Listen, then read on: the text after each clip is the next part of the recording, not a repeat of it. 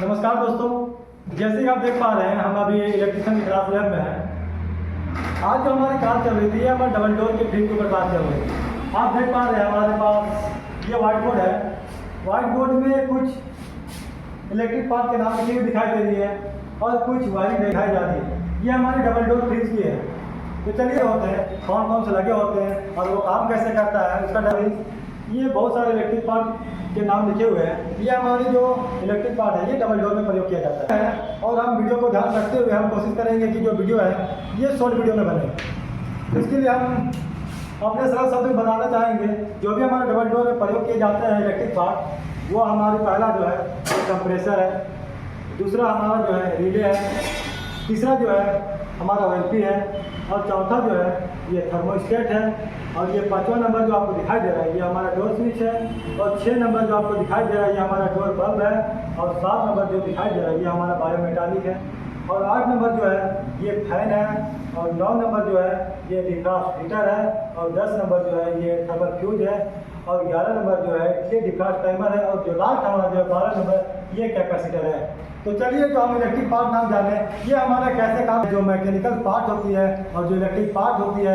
ये मुख्य पार्ट होती है जो मैकेनिकल और इलेक्ट्रिक पार्ट। कंप्रेसर काम होता है जो गैस होती है उस गैस को लो प्रेशर लो टेम्परेचर के साथ खींचना और हाई प्रेशर हाई टेम्परेचर के साथ पूरे मैकेनिकल सिस्टम में गैस को पहुँचाना होता है। तो आप समझ चुके होंगे कि जो हमारा कंप्रेसर होता है उस क्यों लगाया जाता है।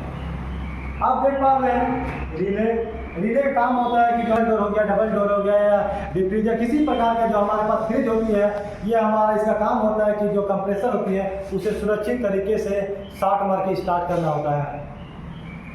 हमारा OLP का काम होता है और नेक्स्ट जो है हमारा थर्मोस्टेट और थर्मोस्टेट का काम जो है यहाँ पे आपको डायग्राम के माध्यम से दिखाया जा रहा है। इस थर्मोस्टेट का काम होता है कूलिंग को कंट्रोल करना, हमारा थर्मोस्टेट का काम होता है। जब आवश्यकता ज़्यादा हमारा कूलिंग ज़्यादा हो जाती है फ्रिज में उस अवस्था में कूलिंग को कंट्रोल करता है हमारा थर्मोस्टेट। यदि हमारा थर्मोस्टेट खराब हो जाए तो कूलिंग हमारा आवश्यकता ज़्यादा होता जाएगा और हमारा फ्रिज जो है और इवापोरेटर जो है हमारी बर्फ से ढक जाएगी।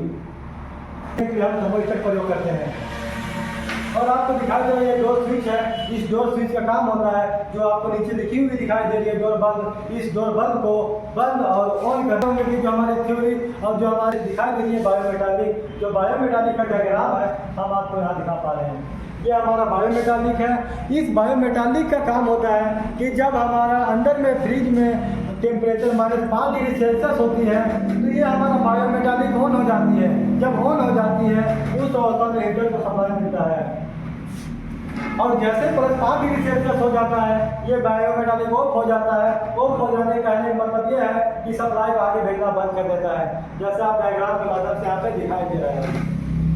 फैन है, ये फैन का काम होता है कूलिंग को पूरे सिस्टम में पहुँचाना, मतलब जो अंदर में जो भी खाना होता है उसे पहुंचाना होता है। और डिफ्रास्ट हीटर का काम होता है, डिफ्रास्ट हीटर का काम होता है कि जब हमारा ज़्यादा कूलिंग हो जाती है, बर्फ जम जाती है, उस बर्फ को पिघालने के लिए हमारा हीटर प्रयोग करते हैं।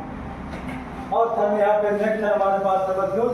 इस थर्मल फ्यूज का काम होता है यदि हमारा किसी कारणवश बायोमेटालिक खराब हो जाए और काम ना कर पाए उस अवस्था में हमारा थर्मल फ्यूज काम करता है। जब ये टेम्परेचर आवश्यकता ज़्यादा हो जाता है 85 डिग्री सेल्सियस लगभग हो जाती है उस अवस्था में ये हमारा काम करता है, प्रोटेक्शन का काम करता है। हाँ, नेक्स्ट जो आप देख पा रहे हैं ये हमारा डिफ्रास्ट टाइमर है।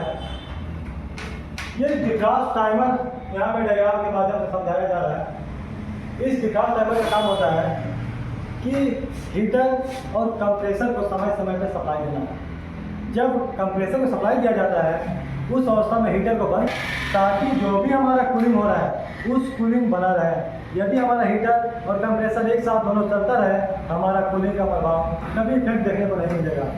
तो इस तरीके से हमारा जो भी इलेक्ट्रिक पार्ट है ये हमारा मिलकर सभी काम करते हैं। और नेक्स्ट जो हमारे पास है कैपेसिटर। इस कैपेसिटर का काम होता है कंप्रेसर को लगातार जो भी इलेक्ट्रिक एनर्जी होती है उसको स्टोर करके लगातार बैकअप देते रहना हमारा कैपेसिटर का काम होता है। तो इस तरह सभी हमारे जो डबल डोर इलेक्ट्रिक पार्ट प्रयोग किए जाते हैं इस तरह मिलकर सभी पार्ट काम करते हैं। तो चलिए हम डायग्राम के माध्यम से समझते हैं कि जो डबल डोर फ्रिज में कैसे वायरिंग किया जाता है। हमारी इस वीडियो में लास्ट तक बने रहिए, आपको अच्छी तरीके से जो हमारे डबल डोर फ्रिज में वायरिंग होती है समझ में आ जाएगी। जैसे कि आपको बताया गया कि जो भी हमारे डबल डोर में इलेक्ट्रिक पार्ट कैसे काम करती है और वायरिंग डायग्राम के माध्यम से आप देख पा रहे हैं, यहाँ पे बहुत अच्छी तरीके से वायरिंग डायग्राम के माध्यम से समझाया गया है। यदि आपको समझ में नहीं आ रहा है तो आप अपनी इस वीडियो में जो स्क्रीनशॉट आपको इमेज दिखाई दे रही है, आप अपने मोबाइल से स्क्रीनशॉट ले लीजिए और किसी भी प्रकार की दिक्कत होती है तो डिस्क्रिप्शन में जो भी नंबर दिखाई देती है आप उस पर इंक्वायरी नंबर पर आप कॉल करके हमारी संस्था के साथ जुड़ सकते हैं।